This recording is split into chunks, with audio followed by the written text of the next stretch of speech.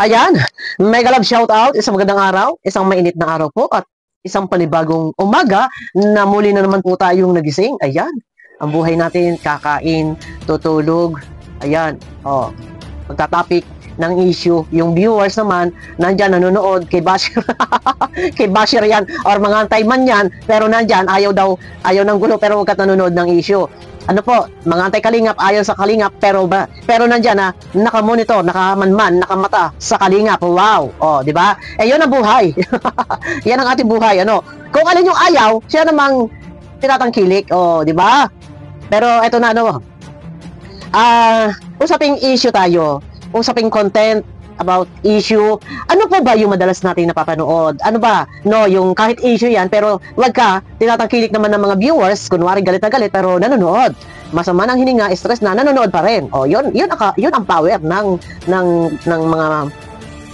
mga marites, ano tawag ito, ng mga chismis, mga issue, ano po. Ang iba talaga nakikimarites, mahilig sa issue. Sabi ko nga, kahit ayaw nila, yung mga antay, ayaw nila sa kalingap, pero nanonood. Diba? So, usaping issue, ano po, isang halimbawa lang po, shoutout sa aking mga kasamang mga nag-reaksyon, na reactor, ano man ang kanilang mga nire-reaksyonan, saan man yan, saan man community, ano man mga issue, politics, sa totoo lang, alam nyo po, sa totoo lang. Halos lahat ng vlogger ay, ito ha, may mga charity vlogger, ano po, pero mas lamang ang reactionist, mas lamang ang mga nag-vlog ng reaction kaysa sa charity vlogger. Di ba? Mas lamang ang mga nag-reaction, lalo na sa politics, hindi po mabibilang talaga sa daliri kung ilan yung mga gumagawa ng mga reaction video, kabi-kabila, kung sino man mga viral. So, kumikita sa pagiging reactor, sa ngalan ng pagka-content, ano yung target content issue, reaksyonan yung issue. Ilang taon na rin naman po. Sabi ko nga po, ako sa loob ng ilang taon, magsi 6 years na, ang aking topic, target content, is mag-reaction sa issue. Hindi po talaga totaling mag-reaction sa bawat video. Real talk to. Sa bawat video na ipinalalabas no issue. Yan. Issue. Paano na kung wala ng issue? Yun, patay ang buhay. Pero, isang halimbawa po, kung sakali man po talaga na maghigpit sa loob ng kalingap na bawal na ang makipag-away, makipag-rebattle. Kasi napapansin ko po sa loob ng kalingap, halos ang topic na is kapwa na reactor. So nawala na doon sa mag-reaction sa charity works. Ano po? Nawala na rin mag-reaction doon sa love team. Meron man na nakapokus talaga sa love team. Pero hindi maiwasan. Merong iba na sumisingit kahit love team yung kanilang topic, may sumisingit. Isang halimbawa, shoutout, i-promote ko na rin. Si Wow Live TV, supportahan po natin, Wow Live TV. Yan. Ano po, focus sa love team. Pero minsan talaga, naisisingit niya. Isang promotion na din po ito na supportahan po natin, si Wow Live TV. Napapansin ko po kay Wow Live TV, ang reaction niya madalas is love team. Pero, napapasingit po siya mag-reaksyon sa isang negative topic. Diba? Ayan, yan ang kapangyarihan ng mga issue, mga chismisan. Talaga, maiinganyo ka, mapipilitan ka, no choice. Kasi as content creator, mapipilitan tayo mag-topic, magbigay ng ating point of view. Ano ba yung point of view? Pananaw. Ano yung pananaw mo? Ano yung pananaw mo sa isang video clip na to na medyo negative? So, issue pa rin talaga. So, paano na po pala? Ano po? Mabubuhay ba tayo? Lalo na kung ito yung forte natin, sa aking mga kapwa reactor, ito yung forte natin, na tayo ay mag-reaksyon. Pumuna ba? Pumuna. Paano nga kung behave muna, bawal muna ang mga away-away, at talaga nakaka-stress na. So, bali ang pakpak. Bali ang pakpak. So, siguro, no choice, wala tayong magagawa kundi sundin kung ano yung kagustuhan ng kung ano yung utos. No choice, wala tayong magagawa sa ano dapat natin gawin. Kung gusto ng issue, marami pong issue. Pasukin ang ang gusto din lang naman ng issue, sa totoo lang. Pasukin na natin yung politics. Kung sa what to sawa, unlimited. Yan. Doon na tayo sa politics para na sa ganun. Ay what to sawa, mag-upload mo tayo ng limang video ay pwede sa isang topic dahil dito sa bagong rules na ni Boss Berador. Hindi ko na iparirinig at gusto ko kayo na lang makapanood sa kanyang YouTube channel sa Bagong Rules ni Emperador. Kapag meron kayong pinuna or merong issue na usapin or nandyan na talagang highlight na napapag-usapan, ano po, ay hanggang 2 video lang at enough na ang pagtatopic. Ay, so, kontrolado, paktay tayo doon. Yun ang mabigat. So, anong dapat natin gawin? No choice tayo, wala tayong magagawa kung hindi ang sundin. Pero alam nyo, sa totoo lang po, ano po, ang lahat ng mga reaktor, talagang, isang kagaya ko po, ano po, ang forte ko talaga is mag-reaction sa issue. Dahil doon ako mas nakakahugot ng malalim na opinion, hindi sa dahil gusto ko ay away, hindi dahil sa gusto ko ay gulo. Ang aking pag-reaction, mas nakukuhaan ko ng malalim na opinion. Mas bet ko mag-reaction kapag ganon. Or isang halimbawa, debate. Yun, yung mga ganun tipo debate. Pero hindi po sa awayan. Hindi po sa awayan, ano po. Pero nakakapanibago kung isang halimbawa po, ano po, na limitado. Unang-una, limitado ako sa pag-topic ng content. Ano po? So, kailangan, ano ba dapat natin gawin? Minsan, siguro, alam nyo, isa din po dapat siguro gawin natin na ating strategy, na mag-explore. Isang halimbawa, si Kuya Bal, nag-explore. Nagtatopic siya kay Kibuloy. Nagtatopic siya kay Aramina. Nagtatopic siya kay Ibana Alawi. Siguro mas maganda samahan natin na mag-explore. Ano po, kung issue at issue din lang po ang ating habol. Shout out sa aking mga kapwa reactor. Kung issue at issue lang din po ang ating habol. Siguro, mas maganda kung issue, pasok tayo sa politics. Lalo na si Saldico sa ngayon na talagang kumanta na, ano po, tungkol sa mga kaperahan, talagang puro maleta, daming maleta na puro kaperahan. So, ano ba yung mga lumalabas ng mga issue na yan? Yun ang maganda pasukin kung hindi talaga maiiwasan ang mga ka-issuehan. Pero ganun pa man, pwede naman na kahit mag-topic ng ka-issuehan sa Kalingap at hindi naman talaga mauubos ang mga issue sa Kalingap, ay siguro mas maganda mag-reaction na lang pag po na in a nice way. Pwede naman po siguro yan. Dahil unang-una kapag po talaga na inalis ang mga pagtatopic, o hindi naman sa inalis, ito yung opinion ko lang na kung sakali, halimbawa kung sakali, kasi usapin na mga reaktor, makakatagal ba kaya ang mga reaktor na walang issue? Yun lang naman po yung akin dito. Na kasi napapansin ko na sa simula noon hanggang ngayon talaga issue ang mas nandiyan na umibabaw. Sa totoo lang, sa tagal ko na rin, ilang taon na nilumot na ako sa Kalingap, mas na-highlight, mas umibabaw issue yan talaga ang mas gusto ng iba. Kasi before pa yung aking mga video, pinagmamasdan ko yung views niyan. Pagka-issue, lalo pa trending na issue, malaki yung views. Yan. So, wala. Talagang ganun ang buhay. Ano po? Boring ang isang community kung walang mga usapin. Kung walang mga pinagtatalunan. Kung walang mga pinagtatalunan. Sa totoo lang, ang mga artista ay gumagawa pa ng iklabos, mga eme-eme para magkaroon lang ng usapin, mapag-usapan. Yan ang po ang katotohanan. Gumagawa sila ng mga issue. Kunwari, si ganito may kabit, kunwari, si ganito may, para lang napapagkwentuhan. Para lang napapagchismisan, napapag-usapan. Ayan po ang katotohanan. And, isang halimbawa, tinan po ninyo, si Makagago, at saka si Francis, si FLM, issue.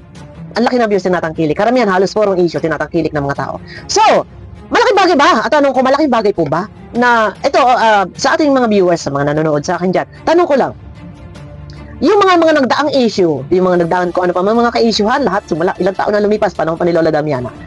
Hindi ba't, panahon ni Lola Damiana, nakatulong po ba yung mga issue na ginawa ng reaktor about do sa pagwawakwak kay Lola Damiana before? Hindi ba't malaking bagay po na may mga reaktor na nagtopic ng issue at doon, mas higit na nakilala, mas higit na yumabong at lumaganap ang pagtulong, ang paglingap ng Kalingap sa pamamagitan ng mga reactor about sa topic issue na yan. Ano po? Di ba laki na bagay? Ang laking bagay. Kasi kung lahat tayo puro love team, hindi po naman din lahat kasi ng mga reactor ay ang porte ay magkilig-kilig. Ano po? May mga ibang mga viewers ayaw ng love team. Merong mga ibang viewers naman ay gusto ng love team.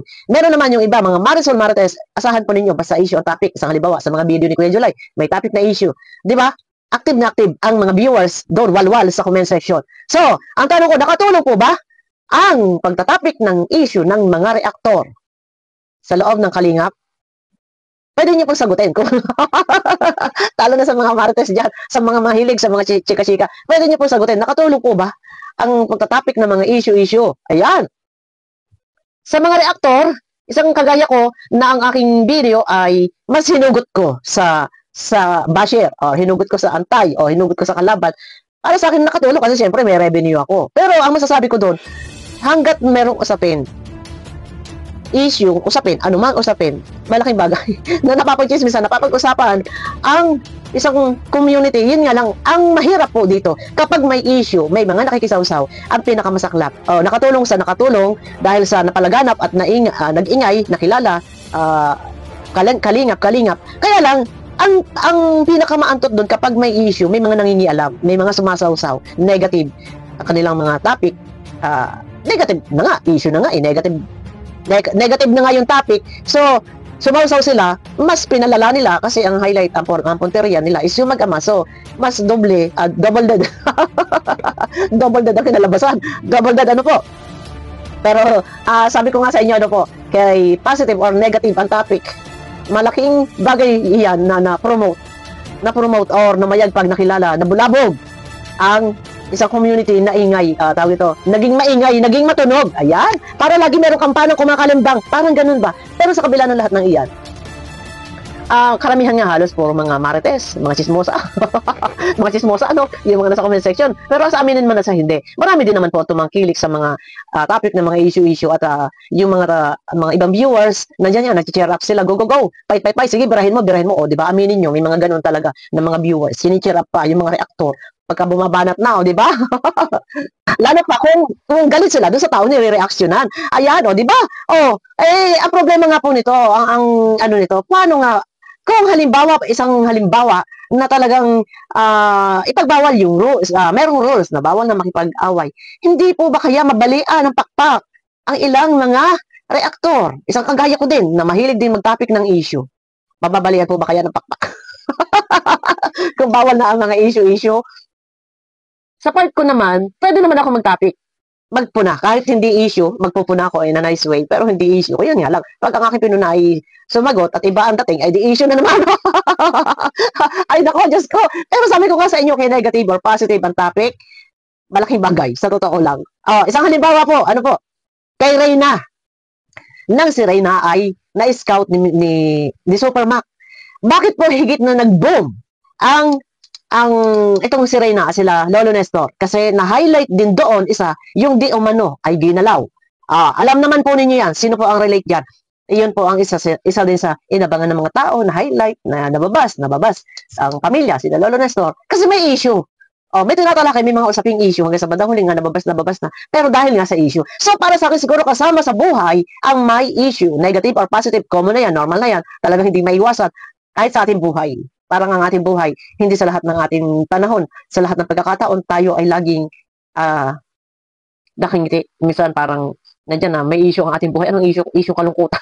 Pag walang pera. Pero, ayan pagka walang issue, siguro para sa akin, malaking kabawasan sa ibang mga reaktor kung walang issue. Pwede naman siguro mag-topic ng issue na maayos. Pag-usapan ng maayos, palagi may kababaan loob. Sabi ko nga, ako parang graduate na, napagod na rin po ako sa katatopic ng mga issue, pero nandyan, alang-alang sa ating channel. So ang siguro pwede pagka talagang hindi na mapigilan na ang mag-topic ng issue, siguro dayo doon sa Malacanang. Dayo na lang sa politics. Kung gusto talaga ng mga issue at bakbakan, walang masama po. Unlimited, siguro mag-explore tayo.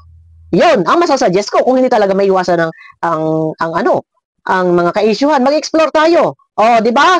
Mas maganda yan kung hindi maiwasan. Pero ganun pa man, pilitin na lang natin po na mag-topic ng maayos, ng maganda.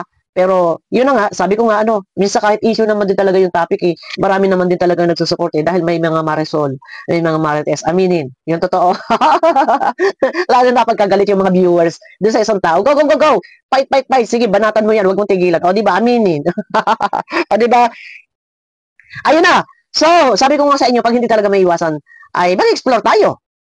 Kung ang forte natin ay ang forte natin ay puro ka-issuean, ay yun talaga ang madali tayong humugot ng topic, di ba? Pero ako naman, kaya ko namang i-balance. Kaya ko naman minsan na mag-reaction ng alalay. Kaya ko mag-control. Paano nga? Pagka hindi natin kaya mag-control at talagang ang forte natin ay bakbakan, patay kung patay. Mahirap naman na salingin natin. Siguro, pwede yan, ang balatan ng mga mga antay. Kaya lang, siguro sa panahon ito, hindi na. Huwag na lang pansinin yung mga antay, hayaan na lang po sila. Yan, mahalin natin yung mga antay. At mababait po yan mga antay. Oh, ayan. So, ayan na. Isang magandang umaga at bagong umaga, bagong pag-asa. Ayan. At saluhin natin lahat ang pagpapala ng Panginoon. Ayan. Ano mga blessings? Ayan. Oh. Abangan nyo guys sa aking next video. Usapin na ito ay ka-issuehan na mababalian ng pakpak ang mga reaktor. Isang kagaya ko din, pagka wala ng mga ka-issuehan, dahil ang focus ko rin po ay issue. Pero kaya ko naman mag-control kung paano dalahin, paano reaksyonan. And minsan nga, sa totoo lang, pagka talagang gusto ko, minsan, wag na natin. Hindi ko na sabihin yung mga strategy natin dyan.